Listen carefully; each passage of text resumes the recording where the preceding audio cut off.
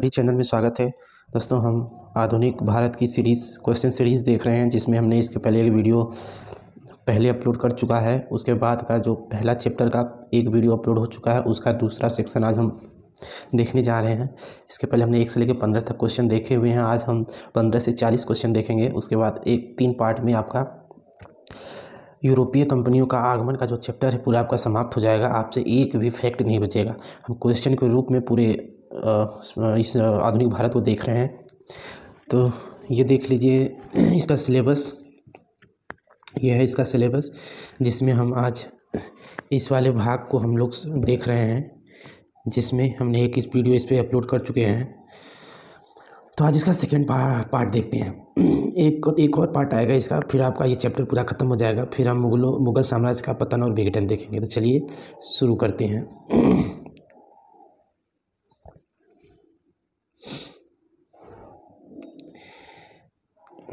Question number 16, Bharat में पुर्तगाली साम्राज्य का सबसे पहला वायसराय कौन था? तो पुर्तगाली साम्राज्य का सबसे पहला वायसराय की बात करें तो जो वास्को डी गामा यहाँ पहली बार आया था, 1498 में आया था, लेकिन यह वायसराय नहीं है। तो कौन है? Almeida, Francisco de Almeida. Alfonso de Albuquerque है ये सेकेंड है, तो इसलिए इसका आंसर क्या होगा? डी अल्मीड़ा। उसके बाद देख लेते हैं, डच ईस्ट इंडिया कंपनी का मुख्य उद्देश्य क्या था? क्या भारत में व्यापार का विस्तार करना था? भारत में साम्राज्य का विस्तार करना था? ईसाई धर्म का प्रचार करना था? भारत में आबादी को बसाना था? तो डच ईस्ट इंडिया कंपनी का भारत में व्यापार का विस्तार करना था। उसके बाद चलते हैं question number 18, Vasco da gamma का स्वागत करने वाला भारतीय शासक था। वास्को डी गामा का जब वास्को डी गामा पहली बार आया था तो किसने उसका स्वागत किया था? जमोरिन ने। किसने किया था? जमोरिन ने किया। भारत में ब्रिटेन की तुलना में फ्रांसीसी असफलता का कारण था। फ्रांसीसी की असफलता का क्या कारण था? इसमें हम ब्रिटेन से इसकी तुलना करनी है। क्या अच्छे ब्रिटिश शास्त्रार्थ थे? विशाल अंग्रेजी सेना थी? उस विशाल अंग्रेजी सेना की वजह से? ब्रिटिश जंगी बेड़ा की वजह से? अल्प राजकीय सहयोग की वजह से? आंसर है डी, अल्प राजकीय सहयोग। इनके राजा की तरफ से, यानी कि जो इनकी जो फ्रांसीसियों की जो कंपनी है उनको कम राजकीय सहयोग मिलता था। कोई अगला देखते हैं, क्वेश्चन नंबर 20, भारत में डचों की व्यापारिक पराजय का कारण क्या था? उनकी साम्राज्यवादी नीति, भारतीय नरेश उन्हें पसंद नहीं करते थे, आपसी द्वेष, या कमज़ोर समुद्री शक्ति? तो डचों की व्यापारिक पराजय का कारण था उनका कमज़ोर समुद्री शक्ति। आगे चलते हैं, क्वेश्चन नंबर 21, निम्नलिखित में व्यापारियों के आगमन को क्रमबद्ध कीजिए। क्रम में करना है कि आगमन कौन सबसे पहले आया था, कौन उसके बाद में आया था। क्या डच, पुर्तगाली, अंग्रेज, फ्रांसीसी? तो हमें पता है 1498 में सबसे पहले पुर्तगाली आए थे। सबसे पहले 2 होगा, 2 देखिए कहाँ पर है, एक जगह है, तो यही आपका उत्तर हो जाएगा। फिर भी हम लोग देख लेते हैं, पुर्तगाल आए थे, उसके बाद डच आए थे, फिर आए थे अंग्रेज आए थे, फिर फ्रांसीसी आए थे। ठीक है। फ्रांसीसियों का प्राचीनतम कारखाना कहाँ स्थापित हुआ था? यानी फ्रांसीसियों का कारखाना सबसे प्राचीनतम है पांडिचेरी में। कहाँ है? ऑप्शन के हिसाब से Pondicherry. Question number 23, east India company एवं उसके बाद बनी कंपनी का विलय कब हुआ था? इनका विलय सन 1702 में हुआ था। अंग्रेज़ों का फोर्ट विलियम स्थित है। अंग्रेज़ों ने जो फोर्ट विलियम बनाया था शिक्षा के लिए, वह कलकत्ता में। कहाँ पर था? कलकत्ता में बना था। द्वितीय पुर्तगाली वाणिज्यिक अभियान, यानी कि जो पुर्तगालियों का दूसरा वाणिज्यिक अभियान का नेता का क्या नाम था? Alvarez Cabral, Vasco da Gama, Duarte Pacheco, Lopo Soares? तो वास्को डी गामा ये पहला था और अल्वारेज कैब्रल, यही है इसका आपका उत्तर, अल्वारेज कैब्रल। 26 देख लीजिए, बीजापुर के सुल्तान से गोवा को छीनने वाला पहला यूरोपीय था। गोवा को छीनने वाला प्रथम यूरोपीय कौन था?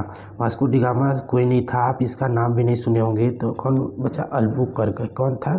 Albuquerque, Afonso de Albuquerque. Bharat में सर्वप्रथम फ्रांसीसी कंपनी किसने स्थापित की थी?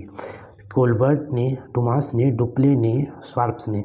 तो आप पढ़ते होंगे लुई 14वें के जो मंत्री थे कोलबर्ट, उनके प्रयासों से पहली फ्रांसीसी कंपनी बनी थी। और उसका सबसे इम्पोर्टेंट जो था उसमें डुप्ले है, तो इसका आंसर क्या है? कोलबर्ट के प्रयासों से। क्वेश्चन नंबर 28, कोरोमंडल बंदरगाह से डचों द्वारा निर्यात की प्रमुख वस्तु क्या थी? तो क्या वस्त्र था, नील था, मसाले थे, सोना था? देखिए डच कोरोमंडल के बंदरगाह से क्या निर्यात करते थे? वहाँ पर आप मैक्सिमम लोग मसाले सोचेंगे, लेकिन यह मसाला ना होकर क्या था? वस्त्र था। जो डच थे कासिम बाज़ार में ये स्वयं से जो रेशम की जो चक्री होती है उसको स्थापित किया था। इस कंपनी में या इस उद्योग में करीब 3000 वर्कर्स काम करते थे। तो यहाँ पर क्या होगा? वस्त्र का प्रमुख रूप से क्या करते थे? निर्यात करते थे। उसके बाद देख लीजिए, मुगल भारत में अंग्रेजी व्यापार की सर्वाधिक महत्वपूर्ण वस्तु क्या थी? सूती वस्त्र था, नील था, अफीम था, चाय था? तो इसका सूती वस्त्र है। क्या है इसका भी? सूती वस्त्र ही है। ठीक। वास्को डी गामा कालीकट किस वर्ष पहुंचा था? तो इसमें अभी कितनी बार बता चुका हूँ, 1498 में। किसने इंग्लैंड के प्रिंस चार्ल्स द्वितीय को ब्रेंगोजा की कैथरीन से विवाह में बम्बई दहेज में दिया था? किसने दिया था? तो पुर्तगालियों ने दिया था। पुर्तगालियों ने गोवा पर अधिकार कब किया? 1508 में, 10 में या 12 में? तो 1510 में गोवा का अधिकार हो गया था। निम्नलिखित में से कौन सा स्थान पुर्तगालियों के अधिकार में नहीं था? तो इसके लिए आपको कुछ फैक्ट पता होने चाहिए। आंसर्स तो मैक्सिमम बहुत लोग कर लेंगे, लेकिन देख लीजिए 1510 में सर्वप्रथम गोवा कौन था? गोया। 1511 में मलक्का। 1515 में हरमुज, क्या था? हरमुज। ऐसे ही 1534 में बेसिन, उसके बाद दीव, फिर दमन, फिर सेंट थोमे, फिर हुगली। तो इसमें मैंने किसका नाम नहीं लिया है? हुगली का भी नाम लिया है, बसिन या बेसिन का भी नाम लिया है, दमन का भी नाम लिया है, दीव का भी नाम लिया है, लेकिन मैंने मछलीपट्टनम का नाम नहीं लिया है। तो कौन सा नहीं है? मछलीपट्टनम। अंग्रेज़ों को सुनहरा फरमान कब प्रदान किया गया था? 1611 में, 1632 में, 1717 में, 1765 में? तो 1632 में सुनहरा फरमान प्राप्त हुआ था। ठीक दोस्तों, अब आगे चलते हैं। भारत में किस क्षेत्र में डच लोगों ने अपनी प्रारंभिक फैक्ट्रियां स्थापित की थी? भारत के किस क्षेत्र में डचों ने अपनी प्रारंभिक फैक्ट्रियां? क्या गुजरात, सिंध में, मुंबई और पंजाब में, गुजरात, बिहार में, मद्रास, अवध में? तो इन्होंने, याद होगा आपको, बिहार में किया था। तो बिहार में एक ही में ऑप्शन है, तो ये हो जाएगा सी, गुजरात और बिहार में। कहाँ पर किया था डचों ने? गुजरात और बिहार में। चार्ल्स द्वितीय द्वारा बम्बई ईस्ट इंडिया कंपनी को कब हस्तांतरित किया गया है? तो यह 1668 ईस्वी में स्थानांतरित किया गया था। निम्नलिखित में से किस स्थानों पर ईस्ट इंडिया कंपनी के शासनकाल में प्रमुख औद्योगिक केंद्र नहीं थे? निम्नलिखित में से किन स्थानों पर ईस्ट इंडिया कंपनी के शासनकाल में प्रमुख औद्योगिक केंद्र कौन सा नहीं था? इलाहाबाद, ग्वालियर, नागपुर, नासिक था, बनारस, अहमदाबाद था, लखनऊ, पुणे।